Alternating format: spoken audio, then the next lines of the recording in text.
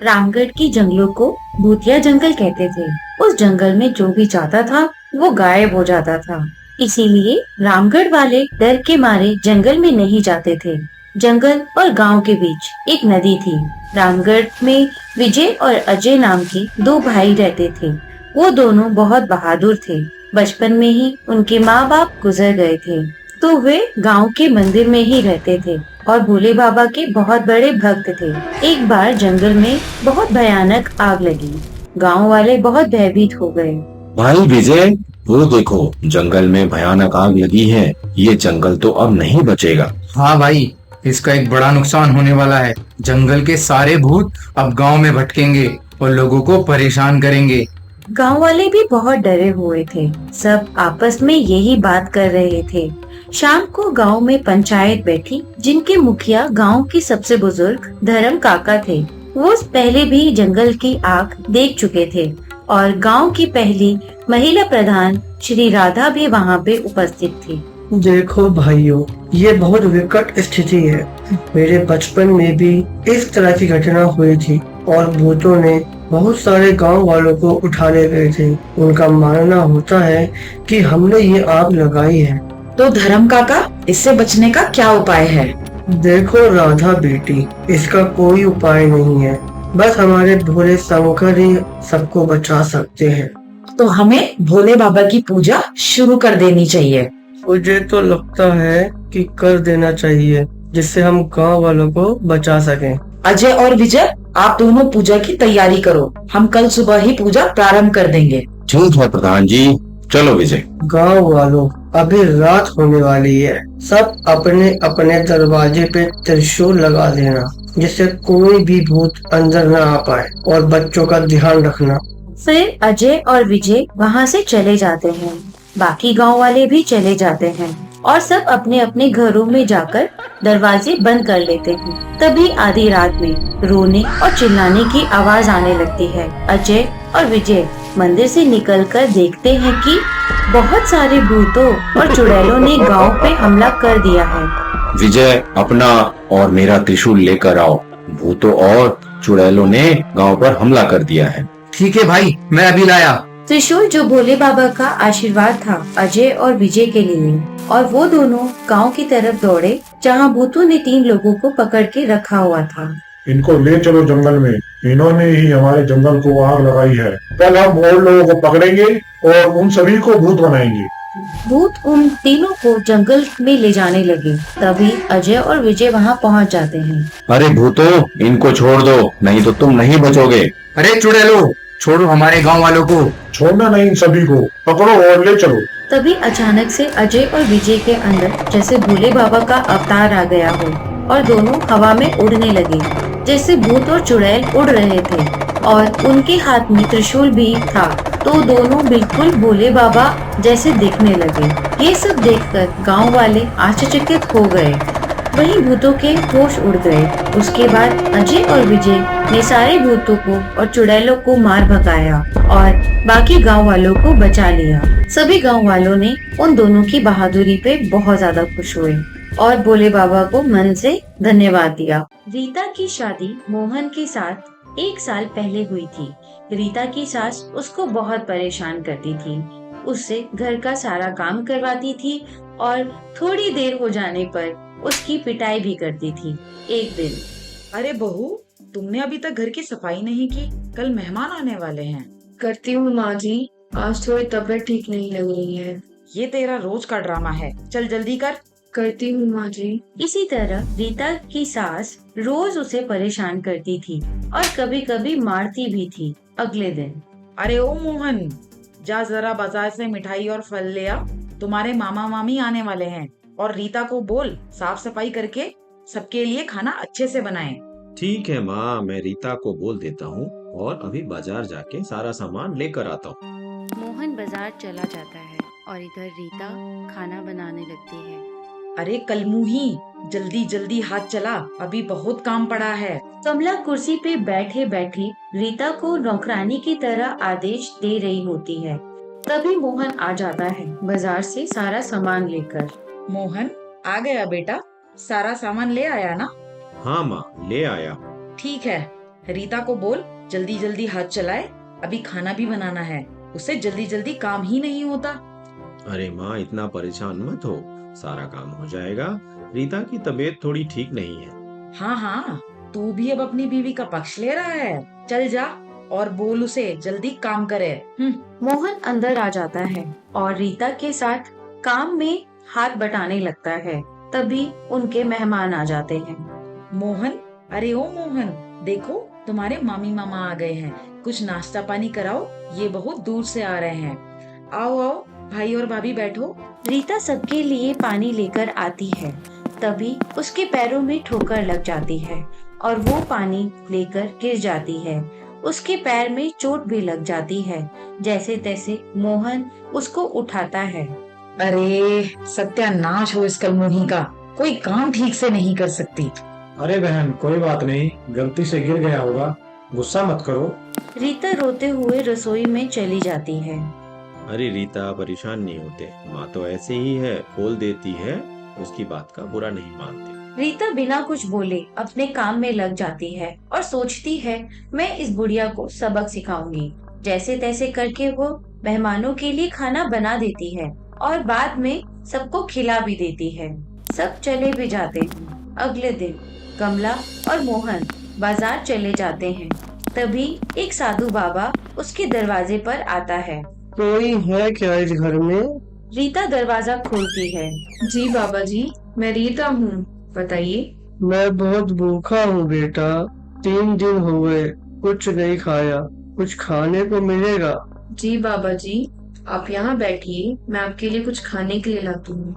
रीता घर के अंदर आती है और खाना और पानी लेके चली जाती है साधु बाबा के लिए। साधु बाबा खाना खा के बहुत खुश होते हैं और बोलते हैं, बेटा, तुमने एक अनजान साधु को बिना संकोच के खाना खिलाया है।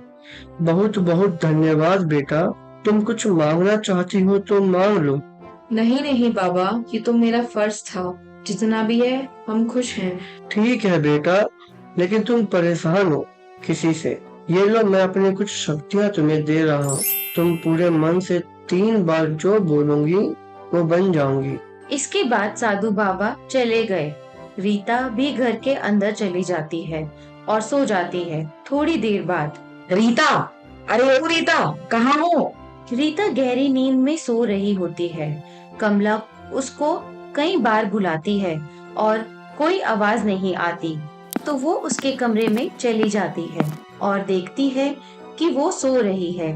रीता को सोते हुए देख कमला का गुस्सा 7वें आसमान पे चढ़ जाता है और वह वही उसे डंडे से मारने लगती है। अरे अरे माँ, क्या हुआ? कब से बुला रही हूँ और तुम यहाँ आराम से सो रही हो? आज तो मैं तुम्हें सबक सिखा के रहूंगी। इसी बीच रीता को साधु बाबा की बात याद आती है और वो तुरंत बोलने लगती है, मैं नेवला बन जाऊं। ये बात वो 3 बार दोहराती है और वो नेवला बन जाती है। कमला ये देखकर चिल्लाते हुए भागती है और अपने कमरे में जाके अंदर से दरवाजा बंद कर लेती है और डर के मारे बेहोश हो जाती है। फिर रीता अपने असली रूप में आ जाती है और बहुत खुश हो जाती है। थोड़ी देर में अरे रीता, कहाँ हो? माँ कहीं नहीं दिख रही है। वो अपने कमरे में है। मैंने कई बार दरवाजा खटखटाया पर उन्होंने दरवाजा नहीं खोला। मोहन कमला के कमरे में खिड़की से देखता है। वहाँ उसकी माँ भी लेटी दिखती है, तो तुरंत दरवाजे को जोर जोर से धक्का मारता है। दरवाजा खुल भी जाता है। कमला के ऊपर पानी की छींटे मारता है। कमला उठ जाती है। माँ, क्या हुआ माँ? अरे मोहन, तेरी बीवी नेवला है, मैंने अपनी आंखों से देखा है, वो नेवला बन जाती है। चुप करो माँ, तुम सठिया गई हो। पहले तो तुम इसे परेशान करती थी, अब उसे नेवला बुला रही हो। शांत हो जाओ और पानी पियो। रीता दरवाजे के पीछे खड़े होकर हंस रही थी। बस उस दिन से जब भी कमला रीता को परेशान करती थी, रीता नेवला बनके उसको डरा देती थी। अब कमला ने उसको परेशान करना छोड़ दिया और रीता हंसी खुशी से रहने लगी और साधु बाबा को मन से धन्यवाद किया। बहुत पुरानी बात है। संबलपुर गांव में एक परिवार रहता था। परिवार में कुल 4 लोग थे। परिवार का मुखिया रामलाल, उसकी पत्नी गीता, बेटा रतन और बेटी सुमन थी। रामलाल की मिठाई की दुकान थी जो बहुत अच्छी चलती थी। एक दिन, सुनिए जी, मेरे से अब घर का काम नहीं होता है। रतन 24 का हो गया है, वह ब्याह करने लायक हो गया है। क्यों ना उसका ब्याह कर दिया जाए। बहू आएगी तो सारा घर का काम देख लेगी। ठीक है, कोई अच्छी लड़की देखकर उसकी शादी करा देते हैं। एक दिन उसकी दुकान पर दूसरे गांव से एक साधु आते हैं। वो अक्सर रामलाल की दुकान पे आते थे। महाराज जी, काफी दिनों बाद आपने दर्शन दिए, कैसे हैं आप? मैं ठीक हूँ रामलाल, और बताओ। महाराज, आप चारों तरफ घूमते रहते हैं। मेरे बेटे के लिए कोई योग्य कन्या हो तो बताइए, उसकी शादी करानी है। ठीक है रामलाल, यहाँ से 4 कोस दूर एक गांव है। उस गांव में एक बहुत सुंदर कन्या है। तुम कहो तो बात करूं? आपको ठीक लगता है तो कर लीजिए। आगे की बातचीत होती है, सब कुछ अच्छा रहता है और रतन की शादी सरिता के साथ हो जाती है और वह अपने ससुराल रतन के घर आ जाती है। कुछ दिनों तक सब कुछ ठीक चलता है। रतन की माँ और बहन अब सरिता को परेशान करना शुरू कर देती हैं। अरे ओ सरिता, कहाँ हो? अभी कितना काम पड़ा है, जल्दी करो। माँ, मेरा कपड़ा भी नहीं धुला, मैं क्या पहनूं? क्यों रे सरिता, तुमने सुमन के कपड़े क्यों नहीं धोए? माँ जी, कल बहुत काम था, समय नहीं मिल पाया, आज धो दूंगी। जल्दी जल्दी हाथ चलाया कर, तेरी माँ ने तुझे कुछ नहीं सिखाया। सरिता वहाँ से खाना बनाने के लिए चली जाती है। पूरे दिन काम करने के बाद शाम को, सुनो, घर में बहुत काम होता है। आपकी माँ और बहन सारा काम मुझसे करवाती हैं। मैं बहुत थक जाती हूँ। मैं क्या कर सकता हूँ? आप उनको बोलिए थोड़ी मेरी मदद कर दिया करें। सरिता, तुम माँ को जानती हो, वो किसी की बात नहीं सुनती, तुम ही बात कर लेना। सरिता निराश होकर सो जाती है। अगली सुबह, अरे सरिता, कहाँ है? जल्दी उठ, अभी तक सो रही है। जल्दी उठ और खाना बना। उठ रही हूँ माँ जी। सरिता ने उठने की कोशिश की लेकिन उठ नहीं पाई। उसको बहुत तेज बुखार था। अरे कहाँ मर गई, जल्दी उठ। मुझे बुखार है माँ जी, मुझसे उठा नहीं जा रहा। उठ कामचोर, हमेशा बहाना बनाती है। गीता वहीं रखे डंडे से सरिता की पिटाई कर देती है, जिसकी वजह से सरिता के सर पर गहरी चोट आती है। जैसे तैसे वो रोते हुए उठी और सारा काम कर देती है। शाम हो जाती है। दुकान से रतन वापस आता है। सरिता, अरे ओ सरिता, कहाँ हो? सो रही होगी तुम्हारी महारानी, जाओ देखो। रतन अपने कमरे में जाता है। सरिता, क्या हुआ? इस समय सो रही हो? जैसे ही रतन सरिता को छूता है, उसे सरिता का बदन बुखार से जलता हुआ महसूस होता है। सरिता, तुम्हारा बदन तो बुखार से जल रहा है, और ये सिर पे क्या हुआ? सरिता ने पूरी बात फिर से रतन को बताती है। रतन को बहुत गुस्सा आता है। माँ, तुमने सरिता को मारा, उसको पहले से ही बुखार था और तुमने उसके सिर पे डंडा मार दिया। ये अच्छी बात नहीं है। हाँ, अब तू मुझे सिखाएगा, चल जा यहाँ से। रतन गुस्से से चला जाता है और बाजार जाकर पहले सरिता के लिए दवाई लाता है। सरिता, ये लो दवाई खा लो, मैं कल तुम्हें तुम्हारे घर छोड़ दूंगा। नहीं, ये घर मेरा भी है और मैं अपने माता पिता के घर ऐसी हालत में जाऊंगी तो सब बहुत परेशान होंगे। 2-4 दिनों में सब ठीक हो जाता है। एक दिन साधु महाराज, जिसने सरिता और रतन की शादी करवाई थी, वो रामलाल के घर आते हैं। उस दिन सरिता घर पर ही होती है। सरिता, सब ठीक है ना? तुम कमजोर लग रही हो। क्या बताऊं महाराज, मेरी सासू माँ मुझे बहुत परेशान करती है। और सरिता ने सारी बात साधु महाराज को बताई। तुम चिंतित ना हो सरिता, ये लो डिब्बा। ये कोई मामूली डिब्बा नहीं है, इसमें बहुत सिद्ध किया हुआ जादुई भस्म है। इसको खोलने के बाद तुम जो भी मन से बोलोगी वो बन जाओगी, और वापस आने के लिए तुम्हें फिर से जो मन में सोचोगी वो बन जाओगी। धन्यवाद साधु महाराज, आपने तो मुझे बहुत बड़ा हथियार दे दिया। अब मैं अपनी सासू माँ के अत्याचारों से बच पाऊंगी। आपका बहुत बहुत धन्यवाद। साधु महाराज चले जाते हैं और अगले दिन, अरे सरिता, कहाँ हो? जल्दी से खाना बनाओ और झाड़ू पोछा करके सबके कपड़े धो दो। सरिता ने कुछ नहीं बोला। गीता ने 2-3 बार आवाज लगाई, फिर भी कोई आवाज नहीं आई। थोड़ी देर बाद गीता डंडा उठाकर सरिता के कमरे की तरफ बढ़ी। जैसे ही सरिता के कमरे का दरवाजा खुला देखा तो क्या देखा कि सरिता वहीं बैठी हुई है, तो तुरंत सरिता को मारने के लिए डंडा उठाया। वैसे ही मुझे नागिन बना दो। सरिता कुछ पल में नागिन में बदल गई। ये देखकर अरे मेरी बहू नागिन है। सरिता फिर इंसान बनके उसके पास पानी लेकर जाती है और गीता के चेहरे पर पानी डालती है तो वो होश में आ जाती है। माँ जी, आपके अत्याचारों ने मुझे नागिन बना दिया। देखिए, मुझे आप सबसे कोई दुश्मनी नहीं है, पर ये बात आप किसी को नहीं बताएंगी और आप और सुमन दोनों ही मेरा घर के कामों में हाथ बटाएंगी। सुमन को भी दूसरे घर जाना है, यह काम नहीं सीखेगी तो वहाँ कैसे रहेगी।